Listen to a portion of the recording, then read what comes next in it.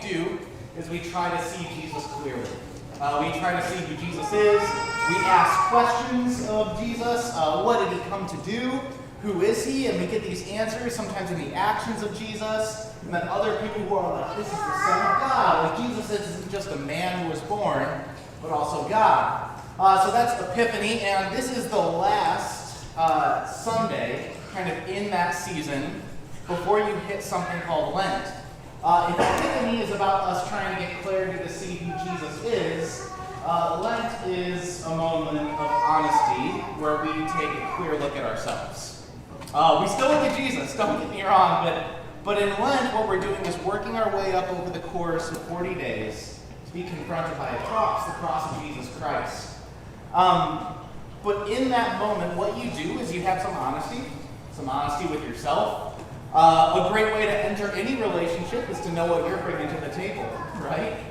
And that's what we do in the season of Lent. But before that, in Epiphany, we see Jesus clearly, and then in Lent, yet to come, we see ourselves a bit more clearly. Today is Jesus once again showing himself to you. Jesus shows you who he is through that reading you heard from the Gospel of Mark. It's a day called Transfiguration. Jesus was transfigured. Well, you probably don't know what that word means, right? You got to work through it. But so what happened is there was actually, as Jesus was going about his ministry, in Mark, there's 16 chapters of the Bible. It's one of the shorter Gospels, but you're about 9 chapters in, which means Jesus has lived some life. Like, you've seen him do some things. He's shown power over storms. He's performed miracles and healings. He's forgiven sins. And then now in chapter 9, we know a bit about Jesus, but it says he takes 3 disciples, Peter, James, and John. They go on a hike up a mountain, and it says once they're at the top of the mountain, Jesus was transfigured. Transfigured in the sense of what it says is he became kind of like this glowing, bright whiteness that was overwhelming to the disciples. Right? And this is kind of quite the spectacle, right? The guy who you were just with for like a couple years, now coming to this point where he's going to show you that like somehow there's a weird light emanating from him, right? And it's this whiteness that's overwhelming, and you can imagine in the ancient world, not everything was white, right? It was hard to get things clean. Things were just kind of naturally, I imagine, dusty, right? Just a little bit dirty. I can't quite get my head around the kind of white, kind of bleached whiteness they're talking about because I've made a big move in my household. I started using cloth napkins. But I wash them and they don't get clean because I use condiments and drink coffee every morning. So I don't know what this whiteness could fully be because the cloth napkins don't look quite white. But no, these disciples are actually confronted by this image of who Jesus is. This kind of stark, surprising, overwhelming image and appearance of Jesus. But that is not all they see. It's not just that Jesus, his appearance changed. It actually says that there were kind of like 2 guys who ended up showing up on the mountain. So only 4 walked up the mountain, but all of a sudden, there's Jesus, the 3 disciples, and 2 more. And it says they start to discern and figure out that there's these 2 guys named Moses and Elijah standing next to Jesus, and they're trying to have a conversation with Jesus. Now, Jesus is in the center, there's Moses and Elijah, and there's kind of like in the ancient world this picture of hierarchy, right? Moses and Elijah are deferring to Jesus and learning from him. And Moses is like the law. That's what the disciples would have known, that there was this law of God that said, well, be perfect as your heavenly Father is perfect, right? And nobody had met that match yet. Nobody had fulfilled that. And then there was Elijah, who was a prophet, and they had said many things about a Messiah that was yet to come. But now both these people, Moses and Elijah, the law and the prophets, are talking to Jesus. And Jesus is a bright white. And what you learn is that Jesus is not just a teacher. He's not just some doctrines. He's not just the idea of some kind of good thing. He's God himself. That actually in the law and the prophets, it was only in Jesus that the law would be accomplished, and that the prophecies, well, they weren't lies. Because Jesus came and he fulfilled them. And so what you see actually is that this Jesus is showing you that he's not just some old teacher. He's God himself. The disciples on a mountain confronted by an image like this. This is kind of a wild scene. I don't know if you can quite get your head around it. You read it in a book, and this is when I want the Jesus Storybook Bible to show up, right? I kind of need a picture to see it. No, it's a startling image for Jesus to be changed in this way. To see him in a new way. As I was trying to think about this, I'm learning that there are people here at Reliant who are actually learning to see Jesus in a new way that they had never seen him before. And I need you to just have like a little glimpse of the things I've been seeing as your pastor. First off is our friend Cortez and his family. They started hanging around this past summer.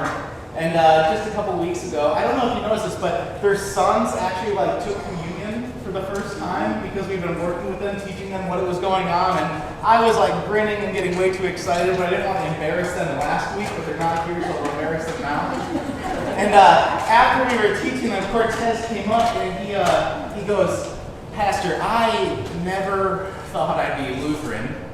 Not worried about the Lutheran part, but no, he just has this sense that he's overwhelmed that all this stuff about Jesus is just such good news. It's just so true. Right, and I'm not worried about you becoming a Lutheran. I just want you to know that this good news of Jesus Christ just means everything for us. I'm starting to see it in the congregation that this Jesus that means everything is starting to do things that, well, I can't quite make them happen, but Jesus can. There's another person who's been hanging around, and they grew up in a very kind of legalistic setting. They had a lot of the rules and really very little of grace in the gospel. And they're up in their like upper 30s, lower 40s, and they came to me after they'd been hanging around for a couple weeks, and she told me, "I think God actually likes me." I know, you kind of like laugh nervously, right? "I think God actually likes me." Well, what I did is I put on my theological prowess and I said, "You mean your salvation and redemption?" And no, I didn't do that at all. But no, isn't that kind of how we experience how Jesus is good? I think this God actually likes me. That's beautiful. That's something really good to take away from our time here as we gather. Well, I don't know how you would respond to this kind of spectacle on top of a mountain. Peter, James, and John, I'm sure they were shocked, and Peter, he tries to say something that makes sense of it, right? He just said, well, what we can do is we can build these kind of monuments, kind of tents, where you can just stay with us, because if this is who you actually are, Jesus, then I just want to live in this moment, right? Because you know, if Jesus is actually going to actually show himself to you, well, then that means life might actually be changed. It might be actually good, but Jesus wants to be seen. But the transfiguration isn't the last way he wants to be seen. He doesn't need to be seen on a mountaintop. He doesn't need to be seen as this transformed, light-glowing figure. No, he wants to be seen in another way. Your Jesus wants to be seen with you. Your Jesus is not embarrassed to associate with you. He's not afraid to call you his own and connect his life to yours. It gets me so excited about what we're doing at Reliant because I just want you to know, if you've ever brought a friend for the first time to Reliant, if you've ever dated someone and then finally asked the person you're dating to show up for worship, way to go. That is such a dangerous proposition if you think about it. You're bringing someone that you're like trying to figure out if you want to share your life with them, and you're like, hey, I have an idea. Why don't you come see this worshiping community where people are going to say dumb things that I can't control, nor can I curate how it's going to go for you, right? No, but actually, when you bring someone here and when you show up yourself, there's something so beautiful about how we actually associate with one another. If you actually believe in Jesus, and that's the common kind of bond of all of us, then all of a sudden, and I can guarantee you, there are people who have different political opinions than you. There are people who will even say things the way you would rather not see them. And what's beautiful is this is the way that God has made it all work, and he actually says that, like, actually in this process of caring for someone who's different than you, you're going to have to show grace and love and patience and maybe even sacrifice some of your own preferences or things that you think are right. You know, sometimes in the church it's hard because the church is decidedly uncool, but you associate with one another. And it says here that Jesus is actually willing to associate with you. Because it says after he glows white, there's this cloud that comes down and covers it all, and then there's a voice that comes out of the clouds. It says, "This is my son. I love him. Listen to him." And we know that Jesus wants to associate with you because these are the same words that were spoken at Jesus' baptism. And in that baptism, what Jesus did was actually come upon this muddy Jordan River, and he was baptized, and do you know who else was? Other people. He did the same thing everybody else did, and they were given forgiveness of sins, and they were repenting and trying to have this new relationship with God. And you know what? Jesus didn't need that. He didn't have to be baptized. But your Jesus is not afraid of associating with you. He's not afraid of connecting his life to yours. Well, with the spectacle kind of gone, you've seen the cloud, the glowing Jesus, the voice from heaven. It says it all kind of goes away. And if you thought that maybe what you needed to do was to see Jesus at his best, his most glorious, his most powerful, well, Jesus kind of sabotages his own ministry right after. These disciples who saw this amazing kind of image of Jesus, he comes down the mountain, he says, "Don't tell anybody," and he says, "How it is written of the Son of Man," and that's Jesus himself, "that he should suffer many things and be treated with contempt." No, you saw me as a glorious, powerful God who turned white and emanated some kind of glory, but now I'm going to suffer, and people will have contempt for me. Again, he says, the Son of Man, that's himself, is going to be delivered into the hands of men, and they will kill him. No, that's not how to build a following, right? Hey, I'm going to die.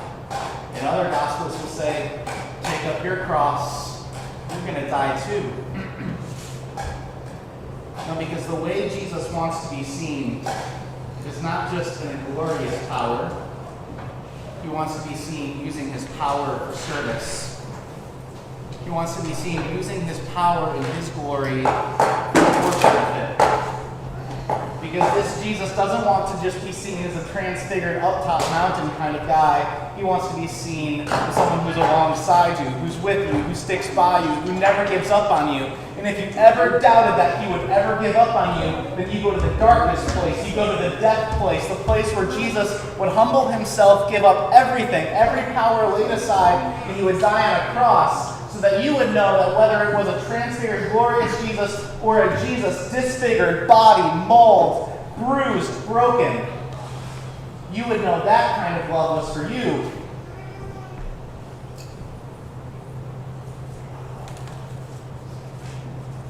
There's just something kind of funny that I see in myself, and I'm wondering if you would be honest with yourself too. Sometimes I think God is about as good as my life is going. Do you kind of like get what I'm saying? Like when life is going really well, first what I do is congratulate myself. right? And then I say, thank you, God, for being so good. But then when life goes sideways, when the relationship doesn't work, when the job is lost, when the depression sets in, well, that's actually when Jesus shows up too. We like to think of however well our lives are going or not going is who God is. But your God is so much better than any of your circumstances. Your God is so much better than any of the good times or the dark times, because he can be seen in both.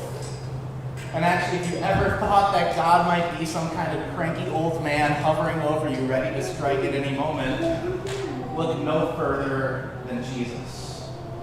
Because it says when the spectacle went aside, when the voice boomed, the disciples were left with Jesus. It's all they had. It's all they had, but it was all they ever needed.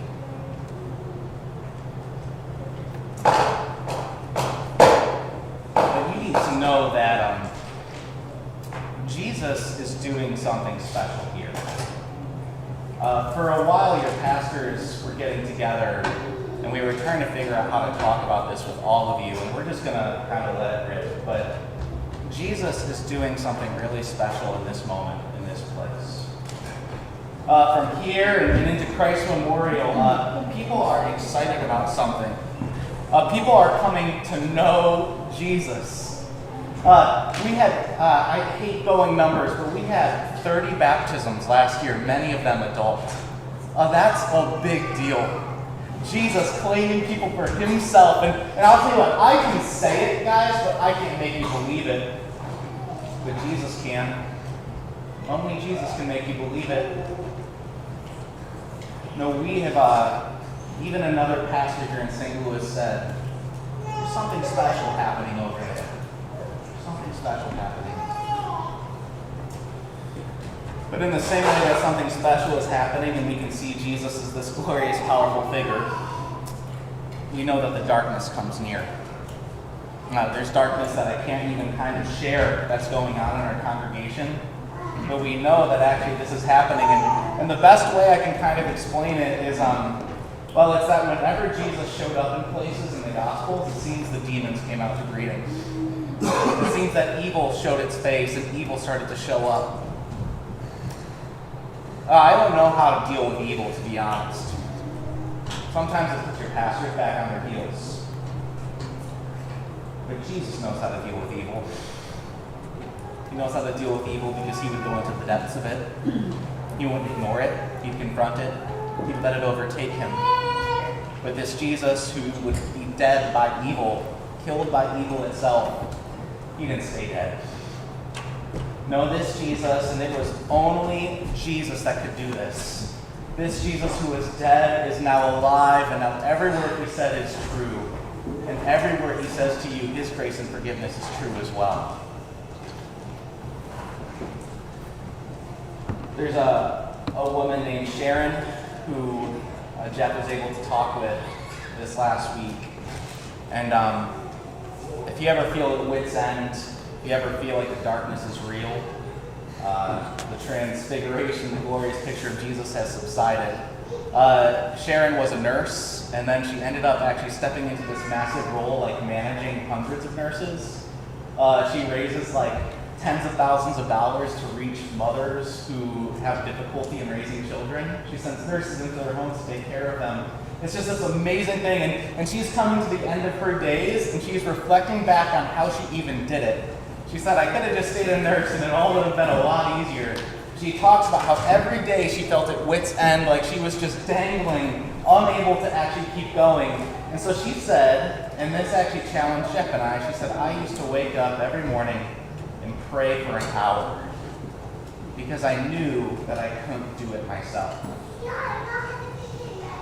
Now, the reasonable response in your mind might be she could have used that hour to be a little bit more productive, not couldn't she? But no, there's something about this when we're brought to an end, when we face the darkness, it's only Jesus that can fight it down. It's only Jesus who can rescue. and that's your Jesus. That's your Jesus who's never given up on you. This Lent, we're going to take an honest look at ourselves. You might discover something you don't like. You might discover a dark part of yourself. Jesus is there. He's there to forgive. He'll be with you. And so we'll keep following him, because it's only Jesus who can do it all for us. Amen.